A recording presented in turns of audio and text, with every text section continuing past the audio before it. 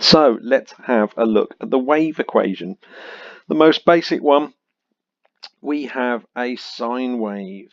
And as I pointed out before, the way that sound is generated, every single sound can be considered to be made up of multiple sine waves. Every single sound in your door, in open space, is made up of sine waves. And so the sine wave is the most important thing ever. So let's have a look at some of these properties. Right, there is an equation that links some of these properties. So how often does the sine wave repeat? Well, that is every time it goes through a complete cycle like that and like that.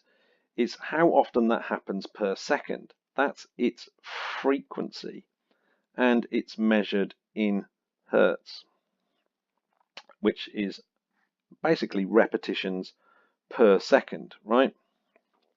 Now, also we have the wavelength, which is the distance between the repeating parts of the wave. That is its wavelength, lambda. Now, obviously, these must be related as the sine wave moves through the air.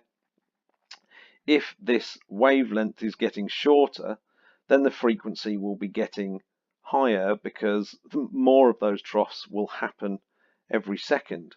It turns out that this is a completely linear relationship and can be written really easily as the velocity equals frequency multiplied by wavelength. This is the most fundamental equation that there is. That is the wave equation that's worth knowing if you know anything. So what is the velocity? Well, the velocity is actually the velocity of sound in air. So for all intents and purposes, we're going to call it 344 meters per second. And then you've got your frequency and your wavelength. And you can see as your this is going to always remain the same. It's always the same.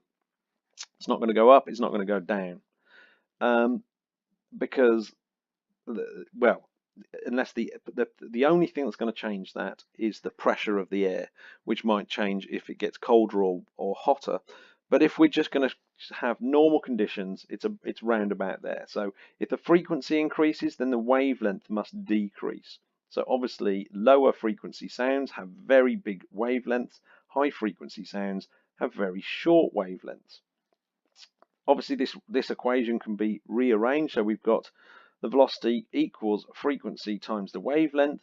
So if we wanted to find the wavelength, it would be the velocity divided by the frequency, and if we wanted to find the frequency, it would be the velocity divided by the wavelength.